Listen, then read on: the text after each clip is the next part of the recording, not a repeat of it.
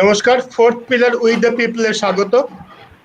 করোনার কারণে এই বছর ক্লাস 10 এবং 12 এর কোনো বোর্ডেরই পরীক্ষা শেষ পর্যন্ত হচ্ছে না। রাজ্য সরকারের নিয়ন্ত্রণাধীন যে দুটো বোর্ড, মধ্যশিক্ষা পর্ষদ এবং উচ্চ মাধ্যমিক শিক্ষা সংসদ, তারা আজকেই ফর্মুলা প্রকাশ করেছে যে কিভাবে 10 এবং 12 এর ছাত্রছাত্রীদের মূল্যায়ন করা হবে। কেন্দ্রীয় স্তরের দুটি board, central board of secondary education আর আইসিএসই, তারা আগেই ঘোষণা করেছে এবং তাদের ফর্মুলা তারা সুপ্রিম কোর্টে দাখিল করেছে, জমা দিয়েছে। স্বাভাবিকভাবে পরীক্ষা হতে পারছে না, অনেকের অনেক প্রশ্ন থাকবে, এসব নিয়ে আমরা আলোচনা করব।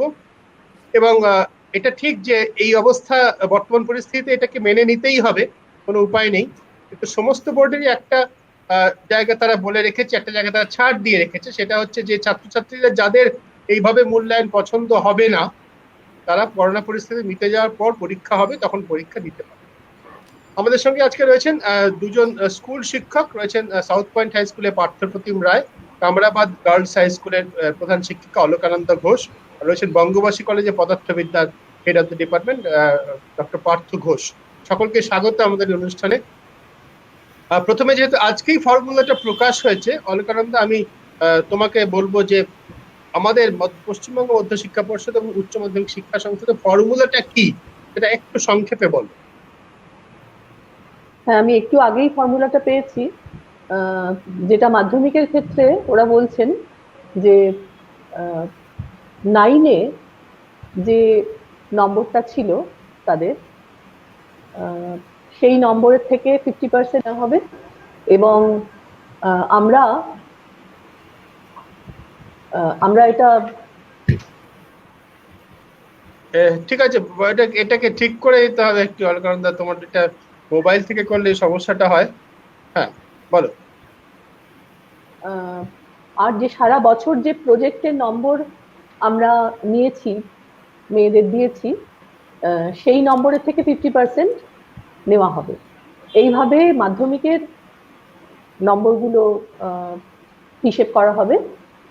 এবং উচ্চ মাধ্যমিকের ক্ষেত্রে যেটা ঠিক হয়েছে সেটা হচ্ছে যে তার মাধ্যমিকে প্রাপ্ত নম্বরের সব থেকে বেশি স্কোর 4টি বিষয়ে যেটা সে করেছে, সেখান থেকে নেওয়া হবে 40%।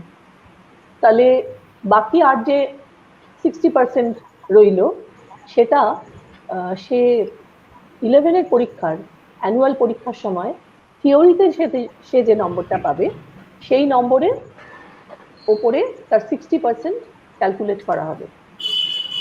এটা দিয়ে তার হায়ার সেকেন্ডারির ক্ষেত্রে যেহেতু ল্যাব বেসড, নন ল্যাব বেসড দুটো ভাগ আছে, ল্যাব বেসডের ক্ষেত্রে সেই নম্বরের ভাগটা হচ্ছে 70 এবং 30। 70 হচ্ছে থিওরি এবং 30 হচ্ছে প্র্যাকটিক্যাল। তো এই 70 নম্বরে সে যদি মাধ্যমিকে সে মনে করো 400-র মধ্যে যদি সে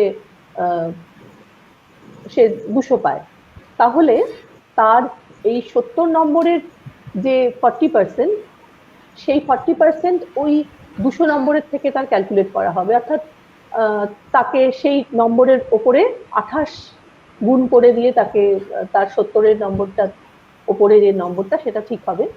এবং বাদবাকি যে 60% সেটা হচ্ছে তার আসবে 11-এর পার্টিকুলার কোনো সাবজেক্টে, ধরা যাক সে কেমিস্ট্রিতে যত পেয়েছে, সেই থিওরিতে সে যত পেয়েছে, সেই নম্বরের ওপরে বাকি 60% ওইভাবেই ক্যালকুলেট হবে। আর নন ল্যাব বেস যাদের ক্ষেত্রে ভাগটা হচ্ছে 80 এবং 20, সেই 20 নম্বর প্রজেক্ট থেকে আসছে, সেই 20 নম্বরেরও ওই রকমই ভাগ আর কি। 40% আসবে তার মাধ্যমিকের 4টে বিষয়ে সর্বোচ্চ প্রাপ্ত বিষয়ের নম্বর থেকে, এবং বাকি 60% 11-এর অ্যানুয়াল। একটা জিনিস আমার কাছে পরিষ্কার হয়নি, আমিও ওইভাবেই দেখেছি, আমি যেভাবে তোমরা দেখেছো ফর্মুলাটা জানতে পেরেছি। একটা জিনিস আমার কাছে পরিষ্কার হয়নি, সেটা হচ্ছে যে উচ্চ মাধ্যমিকের ক্ষেত্রে এতে কি, ধরা যাক উচ্চ মাধ্যমিকের ক্ষেত্রে এতে কি প্রত্যেক সাবজেক্ট ভিত্তিক নম্বর দেওয়া হবে? মানে মাধ্যমিকের সব থেকে ভালো নম্বর পাওয়া 4টে পেপারের থেকে আমি যখন নম্বরটা নিচ্ছি, তাতে কি তারপরে উচ্চ মাধ্যমিকে ধরা যাক তার ফিজিক্স কেমিস্ট্রি রয়েছে, এইভাবে কি নম্বরটা দেওয়া হবে প্রত্যেক পেপারে, প্রত্যেক সাবজেক্ট? আমার মনে হয় মানে ব্যাপারটা হচ্ছে যে মাধ্যমিক থেকে যে অংশটা আসবে সেই অংশটা কিন্তু সব সাবজেক্টের সমান পরিমাণ আসবে, যেটাই কমন থাকবে, একদম সমান থাকবে। হ্যাঁ হ্যাঁ হ্যাঁ, মানে ব্যাপারটা হচ্ছে যে যদি আমি মনে করি যে কেউ হয়তো কেমিস্ট্রির নম্বর কত পেলো একটি ছেলে সেটা হিসেব করছেন, তো কেমিস্ট্রি তো 70 এবং 30 এই দুটো ভাগে ভাঙা থাকে। তো ওই 70-এর যে 40% মানে 28 নম্বর, 70-এর মধ্যে 28 নম্বরের মধ্যে মাধ্যমিক থেকে আসবে। ওই 28 নম্বরের মধ্যে মাধ্যমিক থেকে যতটা পেলো সেইটা আসবে। আচ্ছা। আর এবং সেটা সব সাবজেক্টে সমান আসবে, মানে মাধ্যমিক থেকে সব সাবজেক্টে সমান আসবে। আর তারপরে উত্তরের যে 60% মানে 42, ওই 42 নম্বরের মধ্যে যে অংশটা আসবে সেটা হচ্ছে সাবজেক্ট স্পেসিফিক, 11-এ যা পেয়েছিল সেখান থেকে আসবে।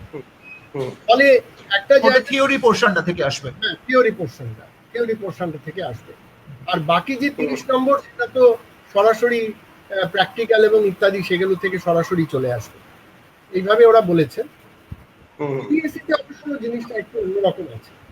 হ্যাঁ, সিবিএসই এর সঙ্গে তো পার্থক্যটা কি সিবিএসই সেটা একটু পার্থপ্রতিম যদি বলো। হ্যাঁ হ্যাঁ হ্যাঁ, আসলে সিবিএসইর সঙ্গে পার্থক্যটা হচ্ছে সিবিএসই অ্যাকচুয়ালি ওদের তো অনেক ইন্টারনাল ইভ্যালুয়েশনস এবং ইউনিট টেস্ট এবং প্রি বোর্ড এগুলো নানা রকম বিভিন্ন স্কুলগুলো বিভিন্ন ফর্মে নিয়ে থাকে।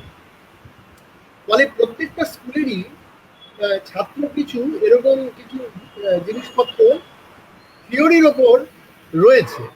স্কুলগুলোর কাছে থিওরি ভিত্তিক এরকম থিওরির জন্য প্রত্যেক ছাত্র কিছু এরকম কিছু নম্বর তার কাছে জমানো আছে। তো সিবিএসই বলেছে যে সে সেকেন্ডারিতে যা নম্বর পেয়েছিল তার 3টি সাবজেক্ট, যে 3টি সাবজেক্টে সে সবচেয়ে বেশি পেয়েছে, সেই 3টি সাবজেক্ট থেকে ও সমগ্র নম্বরের যে থিওরি পার্ট, সেই থিওরি পার্টের সে 30% ওখান থেকে নেবে। মানে 70-এর মধ্যে 21 নম্বর, ওই 21-এর মধ্যে সে কত পেল এটা ওর মাধ্যমিক বা সেকেন্ডারি থেকে আসবে। ওই সেকেন্ডারি থেকে আসাটা কিভাবে আসবে না, 3টি সাবজেক্ট যাতে সে সবচাইতে বেশি নম্বর পেয়েছিল তার ভিত্তিতে আসবে, সেই যোগ করে তার ভিত্তিতে আসবে। যেরকম মাধ্যমিকে হলো, মাধ্যমিকে 40% বলেছে, এখানে 30%। তারপর সেটা কিন্তু সমস্ত সাবজেক্টের সমান নম্বর যাবে, যেহেতু ওখানে কোনো সাবজেক্ট স্পেসিফিক ব্যাপার নেই, সব জায়গায় সমান নম্বর যাবে। আর বাকি 30%, আরেকটা 30% মানে আরেকটা 21 নম্বর, সেইটা যাবে ওর 11-এ কি পেয়েছিল নম্বর, সেই 11-এর নম্বর থেকে আসবে। তো 11-এর নম্বর তো বিষয় ভিত্তিক, তার থিওরি পার্ট, 11-এর নম্বরের যে থিওরি পার্ট তার থেকে বিষয় ভিত্তিক আসবে। সেটা আর সব সাবজেক্টে সেটা মানে কন্ট্রিবিউশন সমান হবে না।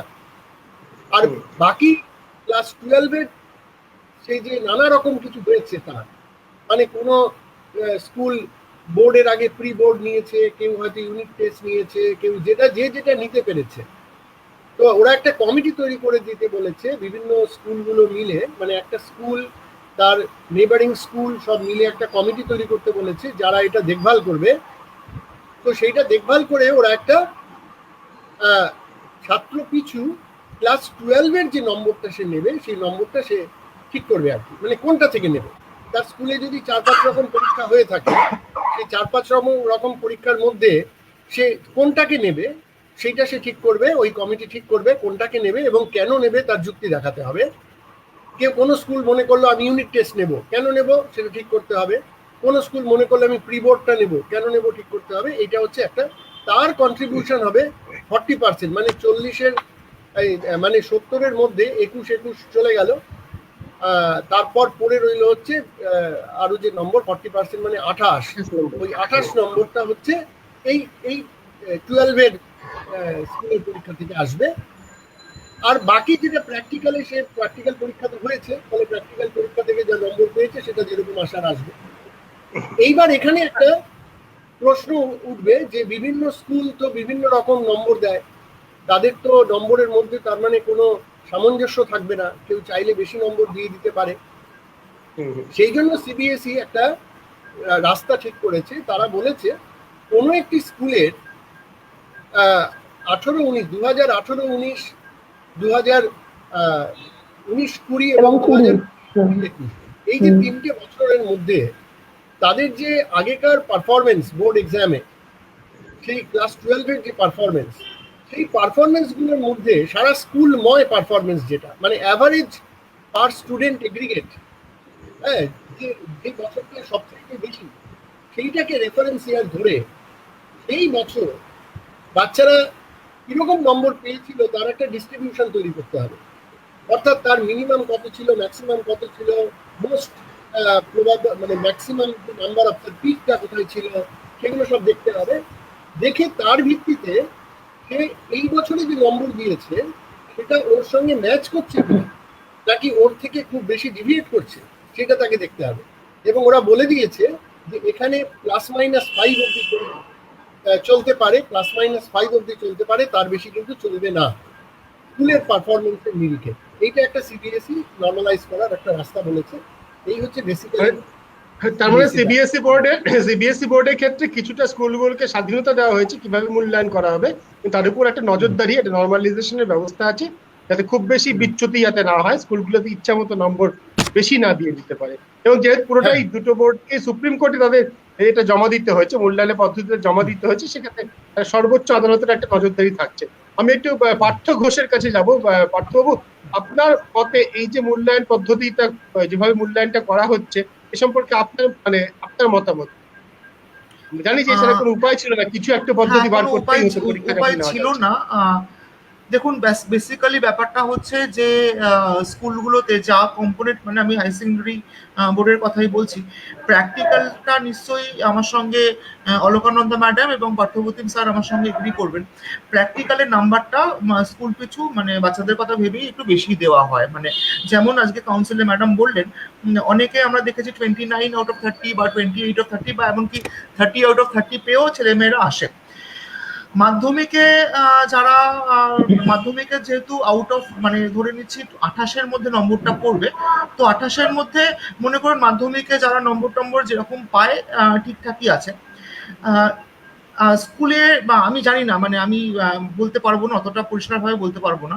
11-এর নাম্বারটা যেরকম ভাবে পাঠানো হবে স্কুল থেকে, তার উপরেও কিন্তু নাম্বারটা ডিপেন্ড করবে। 42 নম্বর, 42 এবং 30, আমার মতে 42 and 30 is 72 মার্কসই কিন্তু প্রায় বলতে গেলে স্কুলের হাতে থাকছে। সুতরাং স্কুলগুলো যেরকম ভাবে নাম্বার পাঠাবে তার উপর ভিত্তি করেই স্টুডেন্টদের মার্কশিট তৈরি হবে সাবজেক্ট পিছু। এবং কোনো উপায় তো নেই, উপায়ন্তর তো নেই, যেরকম ডিক্লেয়ার করা হয়ে গেছে সেরকম তো হবেই।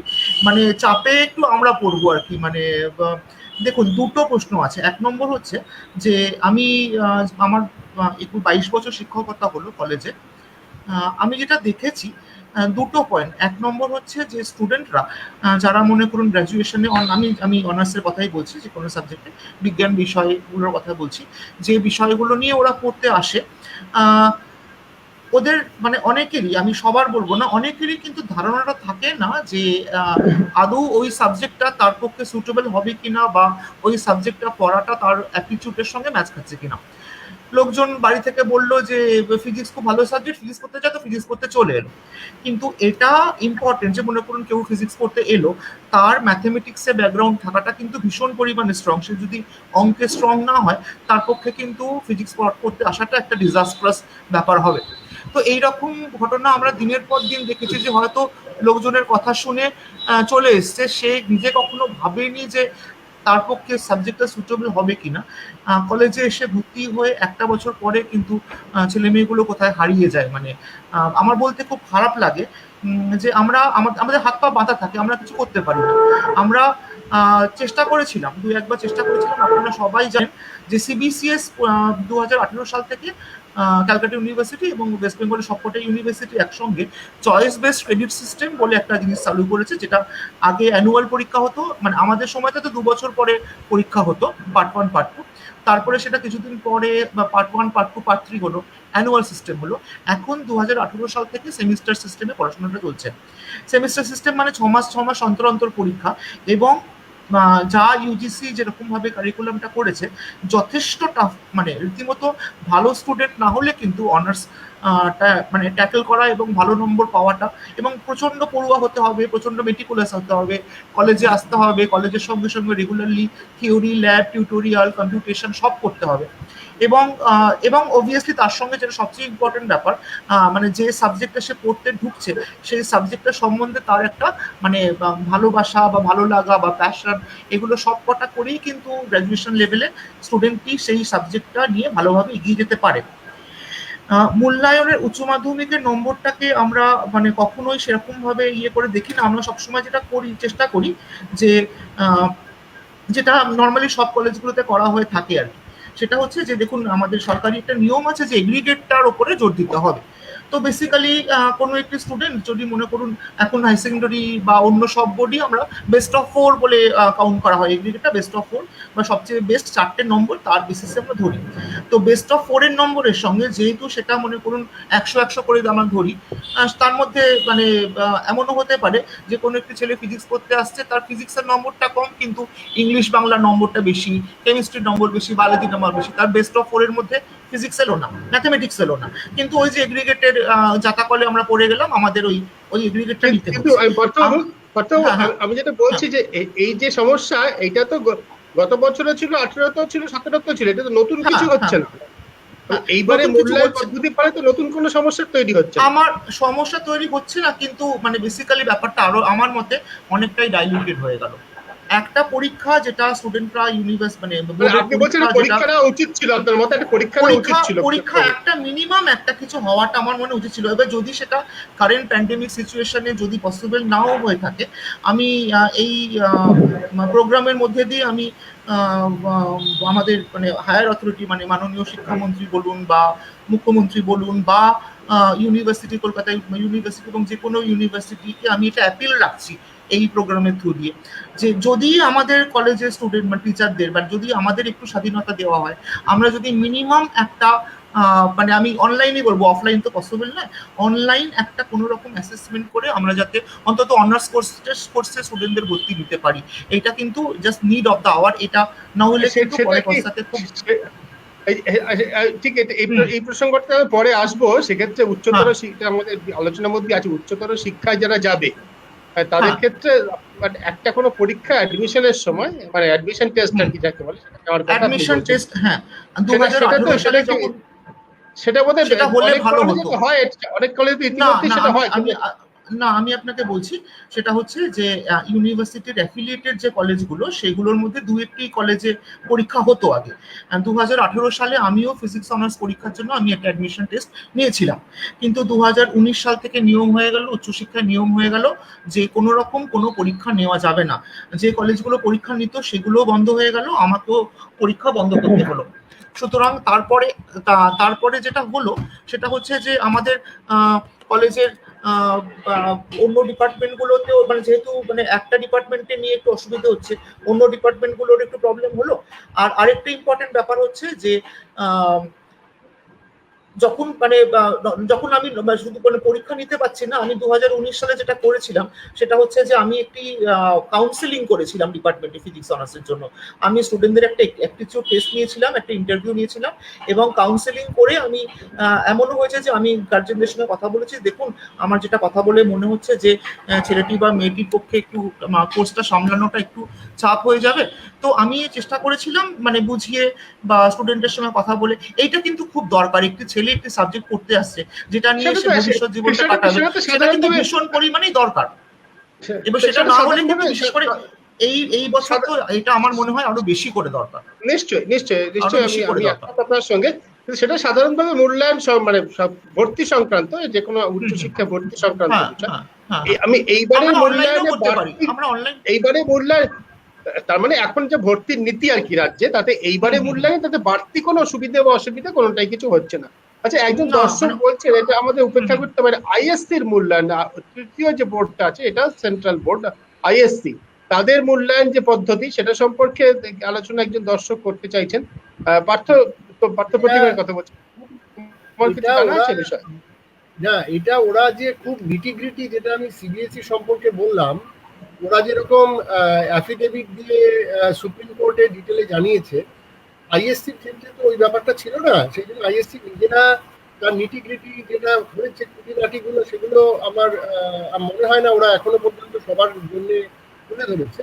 কিন্তু একটা জিনিস ওরা করেছে, ওরা মাধ্যমিকের থেকে 10%, পুরো নম্বরের 10% ওরা মাধ্যমিক থেকে নিতে বলেছে, আর প্র্যাকটিক্যাল 30%, আর ক্লাস 11 আর 12 যেসব ক্লাস টেস্টগুলো হয়েছিল সেইগুলোকে জড়ো করে 60%, এরকম ভাবে ওদের একটা ফর্মুলা ওরা বলেছে।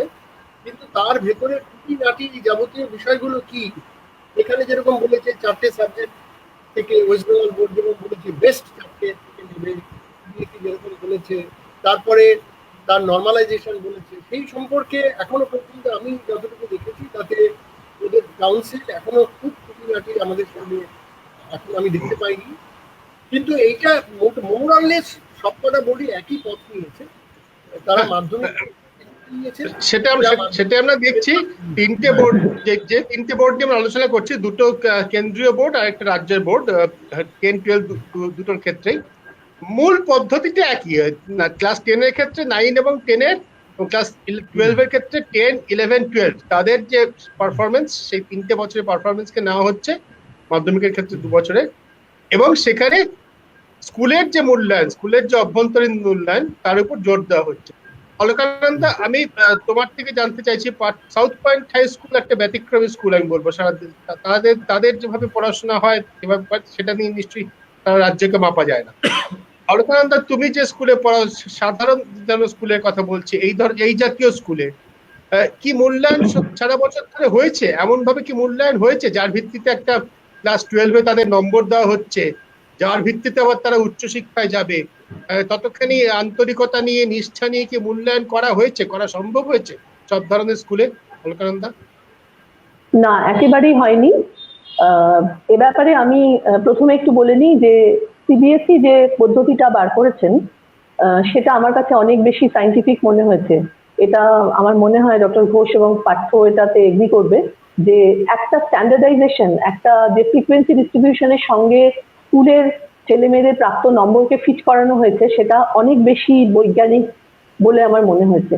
যেটা আমাদের এই যে বোর্ডগুলো, সত্যি কথা বলতে কি, মাধ্যমিকে 2019-এর পরীক্ষার পর আমরা কোনো পরীক্ষাই নিতে পারিনি। তার কারণ আমাদের ছেলে মেয়েদের কাছে 100% ইন্টারনেট অ্যাক্সেসিবিলিটি এটা আমরা এনশিওর করতে পারিনি। এটা হলো 1 নম্বর।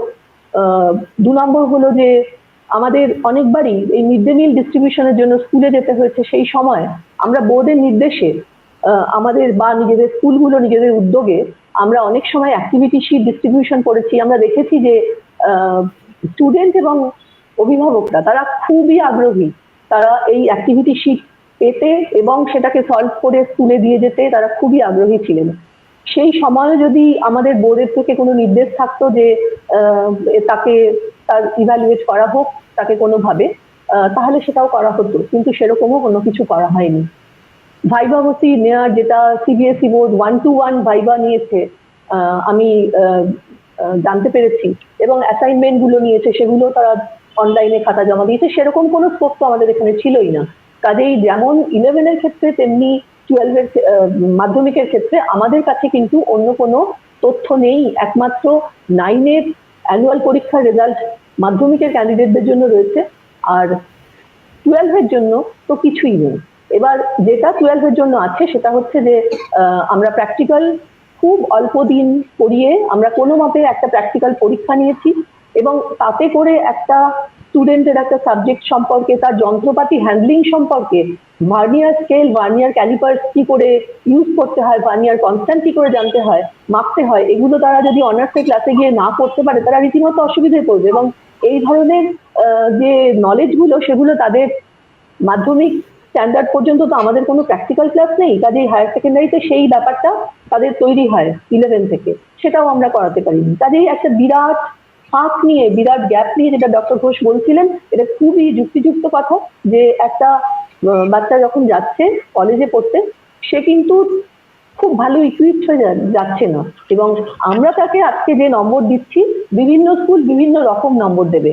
এবং এখানে কিন্তু একটা যে স্ট্যান্ডার্ডাইজেশন সিবিএসই বোর্ড করেছে, আমার মনে হয় একটু গভীরভাবে ভাবলে, আমি সবার প্রতি আমার যারা করেছেন তারা অনেক পরিশ্রম করেই নিশ্চয়ই করেছেন, অনেক চিন্তা ভাবনা করেছেন, কিন্তু আমার মনে হয় একটা স্ট্যান্ডার্ডাইজেশন থাকলে হয়তো যে গাইডেন্স গুলো আমরা পরীক্ষকদের খাতা দেখার সময় একটা গাইডেন্স থাকে যে এই রকম লিখলে এইরকম নম্বর পাওয়া যাবে, এইরকম জায়গাতে এইরকম নম্বর দেবে, এত নম্বর কাটতে পারবে, এত নম্বর দিতে হবে, এই যে একটা গাইডেন্স, সেটা তো একটা ইউনিফর্মিটি মেনটেন করে এক্সামিনারদের মধ্যে।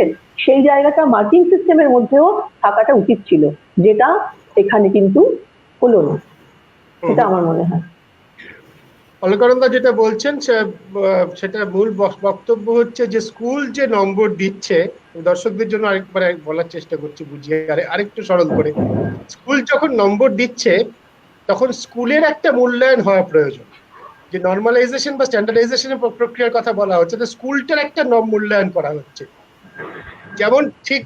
যেমন আমরা বিভিন্ন বোর্ডের থেকে আসা ছাত্রছাত্রীরা যখন কোনো কেন্দ্রীয় স্তরে কোথাও ভর্তি হন, সর্বভারতীয় কোনো জায়গায় ভর্তি হন, তখন বিভিন্ন বোর্ডের একটা নর্মালাইজেশন করা হয়। অর্থাৎ ধরা যাক পশ্চিমবঙ্গ বোর্ডে 90 পাওয়া, আমি কথার কথা বলছি, মনে হচ্ছে তামিলনাড়ু বোর্ডে 95 পাওয়া এবং আসাম বোর্ডে 80 পাওয়া। এই তার মানে আসলে পশ্চিমবঙ্গে 90 সমান সমান তামিলনাড়ু 95 সমান সমান আসামের 80। এটা কিন্তু কেন্দ্রীয় স্তরে বিভিন্ন পরীক্ষায় বিভিন্ন জায়গায় সর্বভারতীয় ভর্তির ক্ষেত্রে করা হয়। অলকানন্দা যেটা বলছেন এবং সিবিএসই যেটা করছে, সেটা কিন্তু স্কুলগুলোকেও তারা সেভাবে সমান সমান একটা কোনো ভাবে মানে স্কুলগুলোর মূল্যায়ন করে। একটা স্কুলের 100 নম্বরের মানেটা কত, 80 নম্বর মানেটা কত, সেটাকে তারা এক জায়গায় নিয়ে আসার চেষ্টা করছে। অলকানন্দার বক্তব্য এই বিষয়টা পশ্চিমবঙ্গ সরকার বোর্ডে করা উচিত ছিল। অর্থাৎ তুমি একমত অলকানন্দার সঙ্গে? হ্যাঁ, অবশ্যই একমত।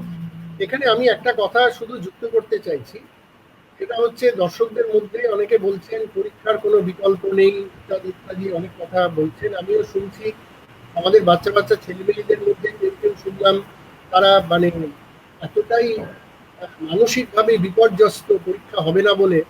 তো আমার মনে হয় আমরা বোধহয় এখন এটা কোভিডের কারণে হয়তো সম্ভব হয়েছে, আমরা যদি আমাদের মূল্যায়ন সম্পর্কিত যে ধ্যান ধারণাগুলো এগুলো যদি একটু বদলাতে শুরু না করি, তাহলে কিন্তু আমরা চিরকাল এই যে একটা ফাঁদ, এই যে পরীক্ষা মানে সারা রাজ্য জুড়ে একদিনে পরীক্ষা হতে হবে, এই ফাঁদ থেকে আমরা বেরোতে পারবো।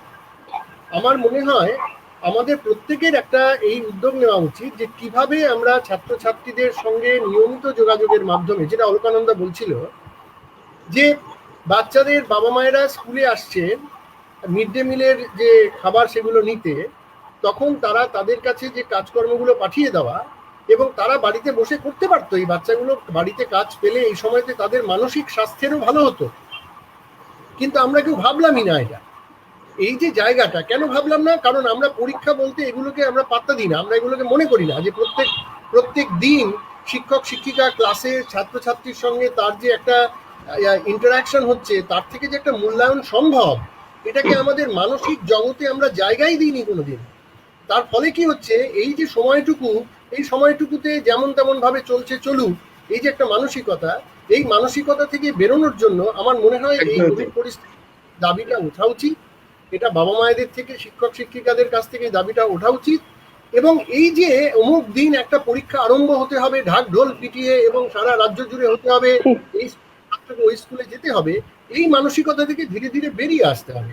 এবং এইটা হলে তবে কিন্তু আমার মনে হয় যে আমরা অনেক বেশি ছেলেমেয়েদেরকে অনেক বেশি ইভ্যালুয়েট করা, তাদের যোগ্যতা বা যাই করি না কেন আমরা যাচাই করতে পারবো। কারণ একটা জিনিস আমাকে মনে রাখতে হবে যে কোনো ছাত্রছাত্রী কিন্তু খারাপ নয়, এটা আগে ফার্স্ট, এটা হচ্ছে আমার বেস লাইন। এই ও তো খারাপ, ও তো ওটা পারে না, এর কোনো ছাত্রছাত্রী খারাপ নয়। কেউ এই জিনিসটা ভালো পারে, কেউ ওই জিনিসটা ভালো পারে। কারণ এটা কিন্তু তার জীবনে যখন সে নামে, যে জীবনে যখন সে বাঁচার জন্য যখন সে পথে নামে, কাজের জগতে নামে, তখন এটা প্রমাণ হয়ে যায়। কাজী পরীক্ষার খাতার মধ্যে দিয়ে একজনের একটা মূল্যায়ন হলো যে পরীক্ষার খাতায় লিখতে পারা, হাতের লেখা ভালো করা, হ্যাঁ, ছবি দিয়ে উত্তর করা, উত্তরের পর একটা মার্জিন লাইন টেনে দেওয়া, এটা ভালো ছাত্রের নায়ক। এই ধরনের যে ভুলভাল সমস্ত চিন্তা ভাবনা, এগুলো থেকে বেরোনোর একটা সময় এখন এসছে। তাহলে আমার মনে হয় যে যদি আমাদেরকে এই চোখ কানগুলো খুলে দেয়, তাহলে আমার মনে হয় আমাদের সেসব শিক্ষা ব্যবস্থার উপকার। আমাদের এরকম প্রশ্ন আসছে যে আমরা দেখছি যে দর্শকরা প্রশ্ন করছেন যে একটা ক্লাস 12 এর ফাইনাল পরীক্ষাটা ভালো করে দেওয়ার জন্য ছাত্রছাত্রীরা খুব দারুণভাবে প্রস্তুত হয় সত্যি আমাদের অবস্থাটা সেরকম। এবং তার ফলে সেই পরীক্ষাটা যখন হলো না, তখন যে পরীক্ষাগুলো অত ভালো করে তারা দেয়নি তার ভিত্তিতে মূল্যায়ন হলো, সেটাতে একটু কম নম্বর পাওয়ার সম্ভাবনা আছে। এ নিয়ে অনেক ছাত্রছাত্রী আশঙ্কিত। পদ্ধতি পরিবর্তন না, একটু কম নম্বর পাওয়ার কোনো আশঙ্কা নেই। এটা ঠিক উল্টো, বরঞ্চ আমার মনে হয় যে অনেক নম্বর তারা পাবে। এবং এখানে একটা, যদিও এই কথাটা হয়তো আমার বলা উচিত নয়, সত্যিই কোনো ছাত্র খারাপ নয়, কিন্তু কিছু কিছু বিষয় সে ভালো পারে, কিছু কিছু বিষয় সে ভালো পারে না, হয়তো একাডেমিক দিকটা সে পারে না। আমরা তো একটা মাপকাঠি নিয়ে তাকে তো বিচার করব, এটা হয়তো সবটাই সবসময় যোগ্য মাপকাঠি নয়, কিন্তু তবুও তো একটা কিছু থাকতে হবে। সেই জায়গা থেকে যে ফর্মুলা এসেছে সামনে আমাদের, সেখানে কিন্তু যারা পড়াশোনাটাই করতে চায় তারাই কিন্তু অনেকাংশে আমার মনে হয় একটু হয়তো হতাশ হয়তো হবে। আর যারা আমরা দেখি আর কি, যারা আমরা যে কনভেনশনাল যেটা বলি আমরা যে ভালো ছাত্র নয়, সেটা মানে কোট আনকোট, আমিও মনে করি না যে কোনো ছাত্র খারাপ, কিন্তু তারা কিন্তু যারা পড়াশোনাটা অতটা ভালো করে করতে চায় না তারা কিন্তু অনেক নম্বর পাবে, তাদের কোনো অসন্তোষ থাকবে না। কিন্তু যারা কম নম্বর পেলেও এই মূল্যায়নের মাপকাঠিদের, তারা অসন্তুষ্ট হবে হয়তো, যদি হয়। এবং তাদেরই আবার পরীক্ষা দিয়ে একটা তাদের একটা অপশন রয়েছে যে তারা হয়তো ওই রেজাল্টটাকে সারেন্ডার করে তারা পরীক্ষা দেবে, কিন্তু তারাই কিন্তু এই মূল্যায়নের মাপকাঠিতে কম নম্বরই পাবে আমার মনে হয়। কিন্তু ততদিনে আবার মানে কলেজের ভর্তি বন্ধ হয়ে যাবে, তাহলে তার যখন আমরা অ্যাডমিশনটা নেব তখন তো তার যে এক্সিস্টিং নম্বরটা তার উপরে ভিত্তি করে নিতে হবে। এবার মনে করুন তার হয়তো মানে সে হয়তো কোনো ইয়েতে কাট অফে আটকে গেল, অল্প 3-4 নম্বরের জন্য সে কোনো একটা নিজস্ব পছন্দের সাবজেক্টে ঢুকতে পারলো না, কিন্তু তারপরে যখন কলেজে অ্যাডমিশন বন্ধ হয়ে গেল তখন আবার সে পরীক্ষা দিল এবং সে, আমি দেখলাম যে সে কাট অফটা ইয়ে করে এসছে। মানে এইটা না একটা কেমন একটা ফ্যালাসি আমার মনে হচ্ছে হয়ে গেল। মানে একটা হ্যাঁ অবভিয়াসলি তার ভবিষ্যতের জন্য মানে পরে চাকরি বাকরি বা অন্য যে কোনো জায়গাতে সে যদি মনে করে যে সে আরো বেশি নম্বর পেতে পারতো সে দিতে পারতো, কিন্তু এই মুহূর্তে মানে অ্যাট দিস মোমেন্ট কলেজে ভর্তি হওয়া বা অ্যাডমিশনের পক্ষে কিন্তু এইটা কিন্তু খুব একটা সুবিধাজনক জায়গায় আমরা তাকে নিয়ে যেতে পারছি না। এই মানে আবার পরীক্ষা দেওয়ার পার্থ ঘোষের কাছে যাচ্ছে। পার্থবাবু, অলকানন্দা যেটা বলছেন তার মোদ্দা কথাটা হচ্ছে যে আমরা যদি, আমি যেভাবে বুঝি আর কি, অলকানন্দা একটু রাগ ডাক করে বলছেন, প্রধান শিক্ষিকা তো স্কুলে, আমি মোদ্দা কথা আমি যেভাবে বুঝছি আর কি, সেটা হচ্ছে যে কর্তা ব্যক্তিরা যদি আগে থেকেই এটা নিয়ে মাথা ঘামাতেন যে পরীক্ষা নেওয়া যাবে না, পাবলিক পরীক্ষা যেভাবে চিরকাল হয়েছে সেভাবে নেওয়া যাবে না, এই পরিস্থিতি এবছর হতে পারে, তাহলে আগের থেকে একটা মূল্যায়ন করা যেত।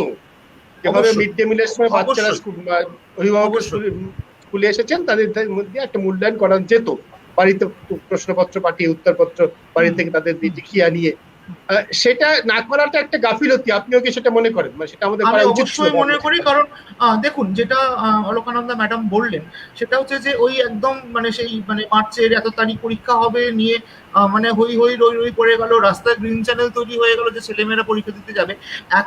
এমন হতে পারে কোনো একটি ভালো স্টুডেন্ট হয়তো পরীক্ষার দিন সকালবেলা অসুস্থ হয়ে পড়লো, তার তার তো পুরো ইয়েটাই মানে বলতে গেলে, সুতরাং ওই ফাইনাল পরীক্ষার উপরে অত জোর না দিয়ে কন্টিনিউয়াস এভলিউশন যেটাকে বলে, তার গোটা কোর্সটা জুড়ে সে যখন 11-12 মিলিয়ে সে যখন মানে মানে বোর্ডের পরীক্ষাটা দিচ্ছে, 11 থেকেই তার মানে একটা মানে ইন্টারনাল ইভ্যালুয়েশন শুরু হয়ে যাওয়া উচিত, কন্টিনিউয়াস ইভ্যালুয়েশন। এটাতে কি হবে, ওই একদম লাস্টে গিয়ে এখন ভালো করে পড়িনি, 11-এ ভালো করে পড়িনি, আমি এমন হয়েছে, আমি মানে কোট আনকোট এটাও বলতে চাইছি, আমি ক্লাসিক্যাল মেকানিক্স পড়াচ্ছি কলেজের ফার্স্ট ইয়ারে মানে ফার্স্ট সেমিস্টারে, আমি কি রে ভালো করে বুঝতে পারছিস না স্যার, এটা একটু 11-এ পড়েছিলাম বলে এখন আমার খুব একটা ভালো মনে পড়ছে না। এই 11-12 ব্যাপারটা, তারপরে 11-এ ভালো করে পরীক্ষা দেয়নি, কেন এরকম হবে কেন, সেটাই হচ্ছে আমার প্রশ্ন। কন্টিনিউয়াস এভলিউশনটা কেন হবে না? আমাদের সময় আপনারা একটু যদি মনে করে দেখেন, আমরা যখন ছাত্র ছিলাম আমরা 2 বছরের কোর্স একসঙ্গে পড়ে এপ্রিল মাসের গরমে আমরা পরীক্ষা দিতে যেতাম ছোটবেলাতে। এখন ওদের উপরে চাপ কমাতে কমাতে কমাতে কমাতে ব্যাপারটা এমন একটা জায়গায় দাঁড়িয়ে গেছে যে আলটিমেটলি মানে সে মানে মানে সে কিছু মানে নিতেই পারছে না মাথার মধ্যে। আমাদের সত্যি কথা পড়াতে খুব অসুবিধা হয়, কন্টিনিউয়াস এভলিউশনটা না থাকলে ওই লাস্ট মোমেন্টে গিয়ে স্টেজে মেরে দেবো, এই মানসিকতা থেকে কিন্তু যেটা পার্থবাবু বললেন এবং ম্যাডাম বললেন, দুটোর সঙ্গেই আমি সম্পূর্ণ সহমত। কন্টিনিউয়াস এভলিউশনটা কিন্তু it is need of the hour, এটা শুরু করতেই হবে আমাদের। আমাদের যে তারপরে নম্বর সিলেবাসটাকেও যেভাবে এই প্যান্ডেমিকের মধ্যে কমানো হয়েছে, সেটাও আমার মনে হয়েছে জাস্ট একটা জায়গার মধ্যে না বুঝে কাঁচি চালিয়ে দেওয়া হয়েছে। মানে অনেকগুলো চ্যাপ্টার, আমি ফিজিক্সের ক্ষেত্রেই বলছি, অনেকগুলো চ্যাপ্টার সেগুলো না পড়লে, সেই ধারণাটা না তৈরি হলে, সে পরবর্তী ক্ষেত্রে ইলেকট্রিসিটির মতো ইম্পর্টেন্ট সাবজেক্ট, সেখানে তার মানে অল্টারনেটিং কারেন্ট বা ইন্ডাকশন, সেই জায়গাগুলো কেটে দেওয়া হয়েছে। তারপরে তো তার মানে পরবর্তী ক্ষেত্রে তার এগোতে অসুবিধা হবে। মানে আমরা যখন যেখানে সেখানে কাঁচি চালানো হয়। এক্স্যাক্টলি। এবার যদি সে হয়তো কম্পিটিটিভ পরীক্ষার জন্য সে পড়ে থাকে, সেটা অন্য কথা। যদি ধরে নিই সেটা হয়নি, সেক্ষেত্রে আমাদের যখন আমরা কলেজে ইলেকট্রিসিটি ম্যানেজমেন্ট শুরু করবো, তার মানে কি আমাকে একদম সেই স্ক্র্যাচ থেকে 11-12 থেকে শুরু করতে হবে। একদম, এর বাইরে তো আর কোনো বিকল্প দেখছি না। অনেক আমাদের পরীক্ষা ব্যবস্থা এবং পুরো শিক্ষা ব্যবস্থা তো নম্বর কেন্দ্রিক, নম্বর নিয়েই আমরা আলোচনা করি। সুতরাং এই ছাত্রছাত্রীদের মধ্যে এই প্রশ্ন আসছে, আমার একজন এইমাত্র একটা প্রশ্ন করছেন যে ভর্তির মেরিট লিস্টে 10 জনে একই নম্বর হলে কাকে আগে রাখা হবে। এটা তো আমি যতদূর জানি যে বিভিন্ন সব যেগুলো কম্পিটিটিভ পরীক্ষা, তাতে বিভিন্ন ক্রাইটেরিয়ান আছে। যদি সমান নম্বর পাওয়া যায় তাহলে একটা বিশেষ সাবজেক্টের নম্বরে সে বেশি পেয়েছে কিনা, সেটাতেও যদি সমান পাওয়া যায় তাহলে এরকম হতে হতে তার শেষ পর্যন্ত ডেট অফ বার্থ কার আগে পড়ে, এইসব কি একটা র্যাঙ্কিং করা হয়। সমস্ত সর্বভারতীয় র্যাঙ্কিং পরীক্ষা, আইআইটি এন্ট্রান্স ইত্যাদি বা সিভিল সার্ভিস পরীক্ষা, তাতে এইভাবে একটা র্যাঙ্কিং করা হয়। এটা হচ্ছে নিতান্ত র্যাঙ্কিং করতেই হবে বলে। আমরা কিন্তু দুটো বিষয়কে এক করে যেন না ফেলি। একটা হচ্ছে যে পরীক্ষা অ্যাডমিশনের পরীক্ষা, যেখানে আমি 10 জনকে নিতে পারবো, আমাকে 90 জনকে বাদ দিতেই হবে। আরেকটা হচ্ছে 100 জনই পরীক্ষা দিচ্ছে, 100 জনকে মূল্যায়ন করে দিতে হবে সে কত পেয়েছে। তার একটা মোটামুটি, এই দুটো কিন্তু আলাদা। মানে এই দুটো মূল্যায়নের পদ্ধতি, প্রয়োজন, লক্ষ্য, উদ্দেশ্য সমস্ত কিছুই আলাদা। হ্যাঁ, মানে এলিমিনেশনটা করব কি রকম ভাবে বুঝতে পারছি না। মানে ওই যেটা আপনি বললেন, আমি যখন 100 জনের মধ্যে আমি 10 জনকে নেব এবং 90 জনকে বাদ দেব, মোটামুটি কাছাকাছি নম্বর পেয়েছে, আমি কিসের ভিত্তিতে তাদের, মানে আমি যেটা এই বছর অ্যান্টিসিপেট করছি, হয়তো সেম নাম্বার নিয়ে হয়তো প্রচুর স্টুডেন্ট আসবে আমার কাছে, আমি কাকে রাখবো কাকে ছাড়বো, আনলেস এন্ড আনটিল আমার কাছে অ্যাপটিটিউড টেস্ট করার কোনো স্কিম থাকছে বা কোনো একটা জায়গা থাকছে। এটা যে পার্থবাবু, এটা আইআইটি অ্যাডমিশনের ক্ষেত্রে ওদের ফর্মুলা আছে আর কি, যে সেই ফর্মুলাতে মানে এতগুলো ক্রাইটেরিয়ান আছে, এতগুলো ধাপে ধাপে ধাপে ধাপে বাছাইয়ের মানে পর্ব আছে আর কি, যে শেষ পর্যন্ত একটা র্যাঙ্কিং হয়েই যাবে কোনো না কোনো ভাবে। টোটাল মার্কস, তারপরে হচ্ছে হয়তো দেখা যাবে শুধু ফিজিক্সের মার্কস, ফিজিক্সে ভর্তির ক্ষেত্রে ফিজিক্স এবং ম্যাথমেটিক্সের মার্কস, ফিজিক্স এবং কেমিস্ট্রির মার্কস, 3টে সাবজেক্টের মার্কস, অনেকগুলো ধরে ধরে ধরে ধরে কোনটাতে কে এগিয়ে আছে সেইভাবে ওরা করে আর কি। যেহেতু সিটের সংখ্যা সীমিত, কিছু লোককে বাদ দিতেই হবে, পরীক্ষাগুলোতে উদ্দেশ্যটাই সেরকম। কিন্তু মাধ্যমিক বা উচ্চ মাধ্যমিক যেটি আজকে আমরা আলোচনা করছি, সেই পরীক্ষার মূল্যায়নের উদ্দেশ্য কিন্তু বাদ দেওয়া নয়, উদ্দেশ্য সে কি শিখেছে সেটা মাপা। সেখানে যে পদ্ধতি নিয়ে প্রশ্ন উঠছে, পার্থ প্রতিমের কাছে যাচ্ছে, তুমিও বলছিলে আগেও যে হ্যাঁ ঠিক, পরীক্ষার যে মূল্যায়ন আমরা যে পদ্ধতি এতদিন ধরে অভ্যস্ত, যাতে একটা ফাইনাল পরীক্ষা দেবো তার মার্কসের উপর সবকিছু নির্ভর করবে। মাধ্যমিক পরীক্ষার দিন সকালবেলা যে বলা হয় যে তোর জীবনের সব থেকে বড় পরীক্ষা, প্রথম বড় পরীক্ষা, বিরাট একটা উৎসবের মতো হয়ে যায় প্রায় বাড়িতে, সমাজে। সেই ব্যবস্থা থেকে আমরা কি কোনোদিন বেরিয়ে আসতে পারবো? তুমিও বহু বছর শিক্ষকতা করছো, বহু ছাত্র পড়িয়েছো, কি মনে হয় ওটা কোনো চেষ্টা করছি কোনো? আমি এটা সত্যি কথা বলতে কি, এটা বেরিয়ে আসতে পারবো কি না, এইটা বোঝার একটা সুযোগ আমাদের মধ্যে হয়েছিল। এটা যখন এই যে বর্তমান যে সরকার কেন্দ্রে আছে, তার আগে যে সরকার ছিল তাদের শিক্ষামন্ত্রী ছিলেন কপিল সিবাল। তো উনি থাকাকালীন ওরা একটা পদ্ধতি, বিভিন্ন কেন্দ্রীয় যে বোর্ড আছে তাতে তারা প্রবর্তন করতে চেয়েছিলেন এবং খানিকটা করেও ছিলেন, যে পদ্ধতিটা বলছিল যে সারা বছর ধরে মূল্যায়ন, এটাকেই আমরা মূল্যায়নের মূল মাপকাঠি হিসেবে ধরব, এবং আমরা বোর্ড পরীক্ষা বলে যে পরীক্ষাটি আছে তার গুরুত্ব ধীরে ধীরে ধীরে ধীরে, কেন্দ্রীয়ভাবে পরীক্ষা, তার গুরুত্ব আমরা ধীরে ধীরে ধীরে ধীরে কমাতে থাকবো। খানিকটা সেই লক্ষ্যে তারা এগিয়েও ছিলেন, এবং সেখানে একবার এরকম একটা হয়েও ছিল যে কোনো ছাত্র বা ছাত্রী চাইলে সে বোর্ড পরীক্ষায় বসবে না, ক্লাস 10-এ এটা সে সিদ্ধান্ত নিতে পারতো, ফলে এতদূর অব্দি আমরা গিয়েছিলাম। কিন্তু মুশকিলটা হচ্ছে যে এই যে সার্বিকভাবে সারা বছর ধরে মূল্যায়নের যে উদ্যোগটা নিতে চেয়েছিলেন সেই সময়কার শিক্ষার সঙ্গে যুক্ত মানুষেরা, এটাকে কিন্তু অনেকেই মানে বিভিন্ন স্কুলগুলোতে অনেকেই কিন্তু সঠিকভাবে তারা গ্রহণ করতে পারেননি। তার কারণ হচ্ছে তারা মনে করেছিলেন যে এটা বোধহয় পরীক্ষার সংখ্যা স্কুলে ঘোষণা করে পরীক্ষার রুটিন বানিয়ে স্কুলের ভেতরে পরীক্ষার সংখ্যা বাড়াতে বলা হচ্ছে। একদমই তারা কিন্তু বলেননি। তারা বলছেন যে প্রতিদিন একজন মাস্টারমশাই যখন ক্লাসে পড়াতে যান, সেই সময় পড়াতে যাওয়ার সময় তিনি কি করেন, তিনি একটি বাচ্চাকে যে পড়ান তার কাজ হচ্ছে তাকে শেখানো এবং সে শিখছে কিনা সেটা দেখা। দুটো কাজ একত্রে হওয়া প্রয়োজন। ফলে প্রতিদিন একটা মূল্যায়ন হতে থাকে, প্রত্যেক সপ্তাহে একটা মূল্যায়ন হতে থাকে, যে মূল্যায়নটা কিন্তু আমরা আদৌই গুরুত্ব দিই না। এই মূল্যায়নটা যদি আমরা সেই সময় সরকার চেয়েছিল, তারপর যখন বর্তমান সরকার এলো, তারপর তারা এইটাকে বাতিল করে দিয়ে তারা এটাকে একটা অন্য আবার বোর্ড পরীক্ষায় ফেরত যাওয়ার একটা জিনিসটা ফেরত এলেন। আর পশ্চিমবাংলাতেও আমাদের যেটা হয়েছে সেটা হচ্ছে এটি একটা প্রত্যেক বছর পরীক্ষার ফল প্রকাশের দিন কয়েকটি ছেলেপিলেকে ধরে নিয়ে এসে টিভি চ্যানেলে এই স্টুডিওতে বসিয়ে দেওয়া, এবং তুমি কিভাবে পড়াশোনা করেছো পরীক্ষার দিন উঠিয়ে তুমি কোন যোগাসনটা করতে, এই ধরনের একটা অসভ্যতার মধ্যে সারা রাজ্য থেকে চলে, এটা একটা বন্ধ হওয়া। তার কারণ হচ্ছে প্রথম, দ্বিতীয়, তৃতীয়, চতুর্থ এইসব র্যাঙ্কগুলো হচ্ছে একেবারে বোগাস, এগুলোর কোনো মানে নেই। এই জিনিসগুলোকে আমরা ঔপনিবেশিক সময় থেকে পেয়েছি, এটা সমস্ত দেশ বাতিল করে দিয়েছে। আমরা এইগুলোতে ফেরত যেতে চাইছি। চায়ের দোকানে আমাদের আড্ডা হয় যে বাবা র্যাঙ্ক তুলে দিল, তাহলে কি করে হবে? আমাদের এটা বুঝতে হবে যে এই যে প্রথম, দ্বিতীয়, তৃতীয় কোনো আসলে মানে নেই আমাদের। তার ফলে যেতে হয় কিছু ফুটপাত মার্কা তৃতীয় শ্রেণীর কিছু বইয়ের প্রচার করতে এইসব প্রথম, দ্বিতীয় হাজির হতে হয়।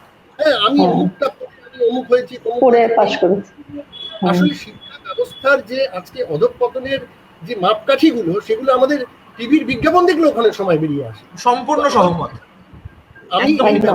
আমিও তাই।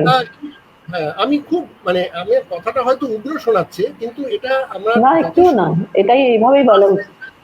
হ্যাঁ, যথেষ্ট ফ্রাস্ট্রেশন থেকে এসছে। কারণ হচ্ছে যে একটি ছাত্র বা ছাত্রী সে সারা বছর ধরে একটা বিষয়ে তার যদি আগ্রহ থাকে, আমি একটা উদাহরণ দিয়ে বোঝাতে চাই। আমি একদম এই উদাহরণটি কিন্তু একদম সঠিক একজন ছাত্রের ভিত্তিতে উদাহরণ দিচ্ছি। একটি ছাত্র, সে কম্পিউটার যে প্রোগ্রামিং তাতে অসাধারণ মেধাবী, মানে এই অসাধারণটা যে কত পরিমাণ অসাধারণ সেটা বোধহয় আমার কথা থেকে পুরোটা বোঝা যাচ্ছে না। সে খুব ছোটবেলা থেকে কম্পিউটার প্রোগ্রামিং এ সে মাস্টার, এবং সে মেনসা বলে যে একটি টেস্টিং হয় ইন্টারন্যাশনাল, আর টেস্টিং হয়, তাতেও সে একটা যথেষ্ট উপরের দিকে ছিল। কিন্তু স্কুলের পরীক্ষায় সে সবসময়তেই কোনো রকম ভাবে পাশ করত, এবং সে কিন্তু আজকে আইআইটির মতো প্রতিষ্ঠানের কম্পিউটার সায়েন্স ডিপার্টমেন্ট যদি এই ছাত্রটিকে পেত, তাহলে সেই ডিপার্টমেন্ট সমৃদ্ধ হতো। কিন্তু সে কোন ছাত্রটিকে পেল? যে ছাত্রটি কম্পিউটারের কিছুই জানে না। সে রাত দিন খালি ফিজিক্সের কিছু প্রবলেম, কেমিস্ট্রির কিছু প্রবলেম, সেইগুলোকে সে বাড়িতে প্র্যাকটিস করে সে চান্স পেয়েছে। আর এই ছেলেটি কিন্তু শেষ অবধি পরবর্তী ক্ষেত্রে সে এমআইটিতে গিয়ে গবেষণা করে তার নিজস্ব একটি প্রোগ্রাম স্ক্র্যাচ বলে তাতে সে কন্ট্রিবিউশন রেখেছে, এবং সে তার জগতে কিন্তু সে বড় হয়ে গেছে। বিদেশি বিশ্ববিদ্যালয়গুলো কিন্তু এই ধরনের ছাত্রছাত্রীদের চিনতে পারে। আমাদের দেশের বিশ্ববিদ্যালয়গুলো এই ধরনের ছাত্রছাত্রীদের কোনোদিনই চিনতে শিখবে না, যদি না আমরা তাদের মধ্যে যে নিজস্ব ক্ষমতাগুলো আছে সেইগুলোকে যদি আমরা বুঝতে পারার কোনো রাস্তা না খুঁজি। একদম ঠিক বলেছেন। এই প্রসঙ্গে আমি একটা কথা বলতে চাই।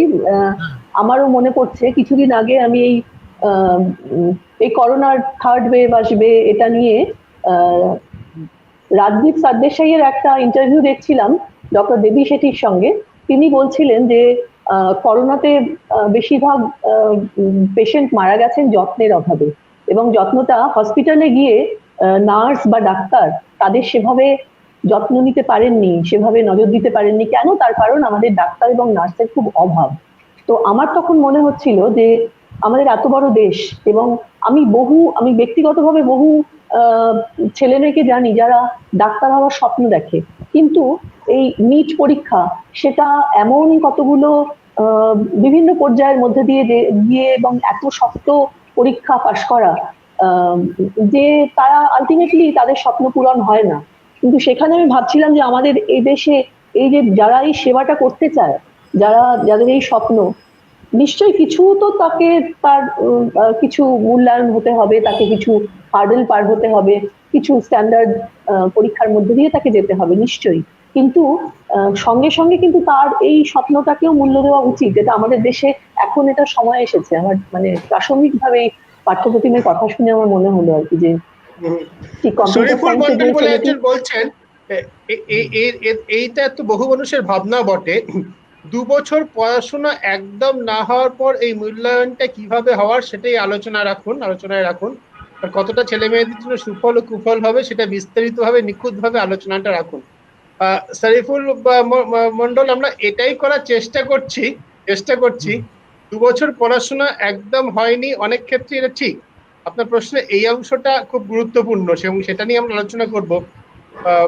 সত্যি তো মূল্যায়ন যখন করা হচ্ছে, অলকানন্দ যেটা বলছিলেন, আদর্শ একটা শিক্ষা চলতে পারে অনলাইন ব্যবস্থার মাধ্যমে, অনেক ক্ষেত্রে সচ্ছল শহুরে মধ্যবিত্ত উচ্চবিত্ত ছাত্রছাত্রী তার সুযোগ নিশ্চয়ই পেয়েছেন, কিন্তু আমাদের সমাজ যেভাবে বিভক্ত, তাতে সমাজে একটা বড় অংশের ছাত্রছাত্রী সেই সুযোগ একেবারেই পায়নি। তাদের ক্ষেত্রে অলকানন্দ যেটা বললেন, হয়তো নম্বর তারা অনেক কিছু পেয়ে যাবেন, কিন্তু মূল্যায়ন কিভাবে হবে তার থেকেও বড় কথা তাদের শিক্ষাটা ঠিক মতো ভাবে হয়নি, সেটা নিয়ে বোধহয় আরেকটু বেশি আলোচনা হওয়া উচিত। পার্থ ঘোষের কাছে যাচ্ছে, আপনার কি মনে হয়? মানে মূল্যায়ন নিয়ে আমরা আলোচনা করছি, কিন্তু আদৌ শিখেছি কি, পড়ানোটা কি হয়েছে? না, পড়ার সেটা তো অবভিয়াসলি, মানে সেটা একদমই ঠিক বলেছেন। মানে আমি একটি এক্সাম্পল দিয়ে বলি, আমার কলেজে যেহেতু মানে ফিজিক্স ডিপার্টমেন্টে বা সায়েন্স বা ল্যাব বেসড ডিপার্টমেন্টের স্টুডেন্টরা তাও কিছুটা মানে কম্পিউটিং বা এগুলো সম্বন্ধে তারা অনলাইন ক্লাস করতে পারছে।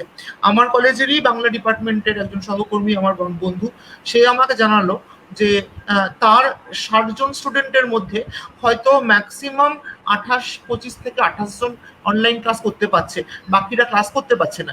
এবার এই ব্যাপারটা নিশ্চয়ই উচ্চ মাধ্যমিক বা মাধ্যমিক এই পর্যায়ে তো ঠিক একই ব্যাপার হয়েছে। সবার তো আর মানে এই ব্যাপার মানে মানে সেরকম ভাবে সমস্ত বাড়িতে তো সেরকম অবস্থা নয় যে একটা ফোন হয়তো, যেটা আমরা সবসময় পেপারে পড়ি আর কি, একটাই মাত্র বাবার বাড়িতে ফোন আছে, সেটা নিয়ে 2 ভাই বোন তারা কখন কিভাবে ক্লাস করবে। সত্যি কথা, পড়াশোনাটা কতটা কি হয়েছে সেটা নিয়ে আমাদেরও যথেষ্ট একটু মানে ব্যাপারটা ভাবনা চিন্তা করার ব্যাপার আছে। মূল্যায়নটা হয়তো নম্বরটা পেয়ে গেল, যেটা অলকানন্দা ম্যাডাম বললেন, ঠিকই বলেছেন, মূল্যায়নটা তো হয়ে যাবে, নম্বরটা পেয়ে যাবে, কিন্তু তার শিক্ষাটা হয়তো অসম্পূর্ণ রয়ে গেছে।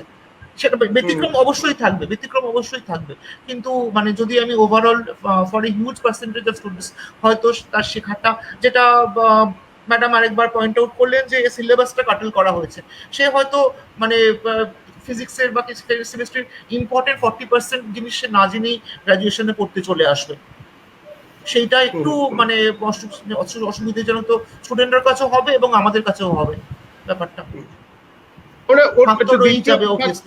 আমরা এবার দ্বিতীয় ভাগটা, উচ্চশিক্ষায় ভর্তির ক্ষেত্রে ইঞ্জিনিয়ারিং বা টেকনিক্যাল ক্ষেত্রে ডাক্তারির কথা অলকানন্দ বলছিলেন, নিট বলে যে পরীক্ষাটা হয়, ইঞ্জিনিয়ারিং ভর্তির ক্ষেত্রে আলাদা অ্যাডমিশন টেস্ট হয়, কিন্তু কলেজগুলোতে যেটা জেনারেল স্ট্রিমে পড়াশোনা করা যেটাকে বলা হয়, সেখানে পার্থবাবু যেটা বলছেন যে আমাদের এখানে রাজ্য সরকারের নিয়ন্ত্রণ রয়েছে, এরকম কলেজগুলোতে এটা উঠিয়ে দেওয়া হয়েছে অ্যাডমিশন টেস্ট।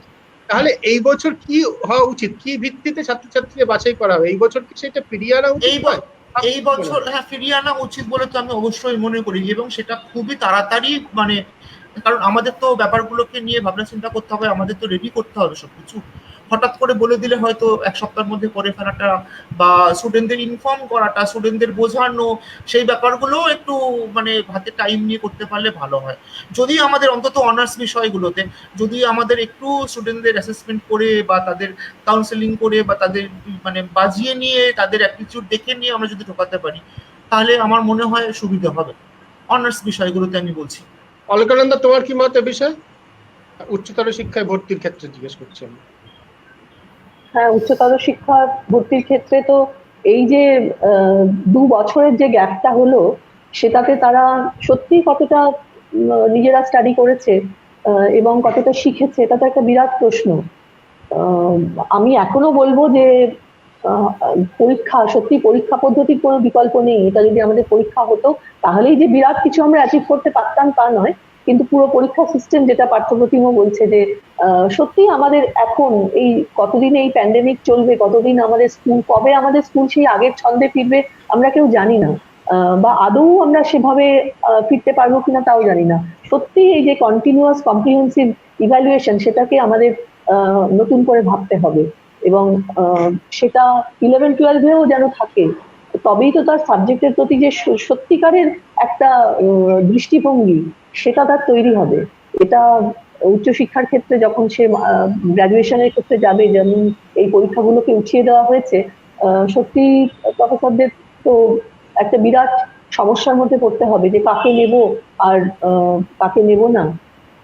এবং সঙ্গে আমার মনে হয় যে একটা যদি এরকম তাকে কেরিয়ার কাউন্সেলিং এর মধ্যে দিয়ে তাকে নিয়ে যাওয়া হয়, সে তো প্রথম কথা তো সে 2 বছর সত্যিই তার কিছু পড়াশুনো হয়নি, কিন্তু যদি সত্যিকারের কেরিয়ার কাউন্সেলিং করিয়ে তাকে যদি একটু দেখে নেওয়া যায় যে সত্যি তার কোন বিষয়ে ইন্টারেস্ট আছে, তো ইন্টারেস্ট থাকলে কিন্তু সে প্রথম যদি একটা এরকম কলেজে ঢুকলে যদি একটা ছোট ক্র্যাশ কোর্স তাকে করিয়ে নেওয়া যায়, হয়তো তাতে তার সাবজেক্টের প্রতি, সব সাবজেক্টে এভাবে কনসেপশন তৈরি হয় না, আমি সমস্ত বিষয়টাকে জেনারেলাইজ করব না, কিন্তু কিছু কিছু সাবজেক্টে তো এটা হতে পারে যে অল্প কয়েকদিনের মধ্যে তাকে একটা প্রাথমিক ধারণা দেওয়া গেল, তারপরে সে বিষয়ের ভেতরে ঢুকলো যদি সত্যিই তার ইন্টারেস্ট থাকে সে বিষয়ে।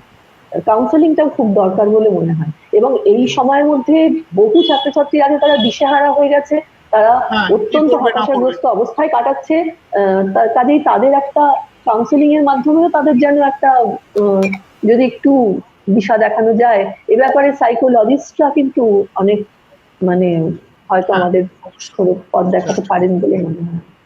পার্থপ্রতিম, আমি তোমার মত শুনতে চাই শেষে এই বিষয়ে, যে উচ্চতর শিক্ষায় ভর্তির ক্ষেত্রে। আমার নিজের যেটা মনে হয় সেটা হচ্ছে যে এই সময়টা আমাদের কাছে বোধহয় কলেজগুলোর কাছে একটু অন্যভাবে ভাবার সুযোগ এনে দিয়েছে। কারণ কলেজগুলোতে যে সব ছাত্রছাত্রীরা ভর্তি হচ্ছে তারা দুটো দলে আমরা ভাবতে পারি, যে একটা দল যাদের কাছে অনলাইন পড়াশোনা করার যে ডিভাইস এবং কানেকশন সেটা আছে, এবং আরেকটা দল যাদের কাছে সেটা নেই। তো আমরা যখন অনলাইনে লেখাপড়া করার সুযোগটা নিতে পারছি, আমার মনে হয় এটা যদি ভেবে দেখেন রাজ্য সরকার এবং কলেজ কর্তৃপক্ষ, যে আমাদের নাম্বার অফ স্টুডেন্ট যা আমরা ভর্তি করতে পারি সেই সংখ্যাটা আমাদের আরো বাড়িয়ে দিলে আমার মনে হয় এই দু ধরনের পঠন পাঠন পদ্ধতিকে কিভাবে আমরা ব্লেন্ড করব, এটাকে যদি আমরা মাথায় রাখি, তাহলে এই 2 বছরের ছেলে মেয়েদের জন্য এই ব্যবস্থাপনা যদি কলেজ করে, কারণ এটা আমি এই কারণে বলছি, তার কারণ হচ্ছে যে এই যে ছেলেমেয়েরা যারা উচ্চশিক্ষায় যেতে চায় কিন্তু যারা তাদের স্কুল জীবনের সর্বোচ্চ স্তরের শিক্ষার অনেকটাই সে তার থেকে দূরে রইল, আমার মনে হয় কলেজের গণ্ডিতে সেই যদি কোনো না কোনোভাবে ঢুকতে পারে, তাহলে বোধহয় তার ভেতরে যে নিজের প্রতি তার যে ভরসা, তার যে কনফিডেন্স সেটা যে হারাচ্ছে, সেটা তার কিছুটা সেটা রিপেয়ার হবে। এবং কলেজের অধ্যাপকরা তাদের হয়তো একটু এক্ষেত্রে চাপ হবে বেশি সংখ্যক ছাত্র ঢুকে পড়লে, কিন্তু যেহেতু আমাদের কাছে একটা অনলাইন শিক্ষার মাধ্যম আছে, যে অনলাইন শিক্ষার মাধ্যমটা আমরা আগে যেটাকে ডিস্টেন্স লার্নিং বলে একটু খাটো চোখে দেখতাম, আমরা সরাসরি ক্লাসরুমে মুখোমুখি পড়াশুনো সেটাকে আমরা একটু উঁচু দরে দেখতাম, এবং যারা দূরে মেটেরিয়াল পেয়ে বা অনলাইন বা টিভি ইত্যাদি থেকে লেখাপড়া করছে তাদেরকে আমরা নিচু চোখে দেখতাম, এইটা কিন্তু এখন প্রায় সমান সমান জায়গায় চলে এসেছে। তো আমার মনে হয় যে প্রত্যেক কলেজগুলোই যদি এরকম খানিকটা দু ধরনের লেখাপড়ার ব্যাপার তাকে ব্লেন্ড করা, প্রত্যেক ছাত্রই কিছুটা অনলাইন কিছুটা ক্লাসরুম, এভাবে করলে আমরা মনে হয় একটু বেশি ছাত্রছাত্রীকে যদি নিতে পারি, তাহলে মনে হয় অ্যাডমিশন সংক্রান্ত যে ঝঞ্ঝাট এবং এই বাচ্চাগুলোর যে সমস্যা মনের মধ্যে যে এটার একটু সমাধান হবে। কিন্তু আমি এটা বাইরে থেকেই বললাম, যারা কলেজ পরিচালনা করেন তারা এই সমস্যাগুলো আরো ভালো বুঝবেন, কিন্তু ছাত্রদের দিকে তাকিয়ে এটা একটা সলিউশন মনে হয়। ধন্যবাদ পার্থপ্রতিম, ধন্যবাদ অলকানন্দা, ধন্যবাদ পার্থবাবু বা পার্থ ঘোষ আমাদের সঙ্গে আলোচনায় থাকার জন্য। দর্শকদের অনেক ধন্যবাদ আমাদের সঙ্গে এই আলোচনায় অংশগ্রহণ করার জন্য। এটা ঠিকই যে করোনা পরিস্থিতির ফলে একটা সম্পূর্ণ অন্য অভাবিত একটা পদ্ধতি মধ্যে দিয়ে আমাদের যেতে হচ্ছে, একটা প্রক্রিয়ার মধ্যে দিয়ে যেতে হচ্ছে। একই সঙ্গে পার্থপ্রতিম যেটা বললেন আর কি, এই অভাবনীয় পরিস্থিতি আমাদের সামনে নতুন কিন্তু সুযোগ এনে দিয়েছে। আমাদের শিক্ষা নিয়ে যারা ভাবিত, যারা চিন্তা করেন, তারা এই সুযোগটাকে গ্রহণ করবেন, এটা নিশ্চয়ই আমরা সকলে আশা করি। অনেক ধন্যবাদ। ধন্যবাদ।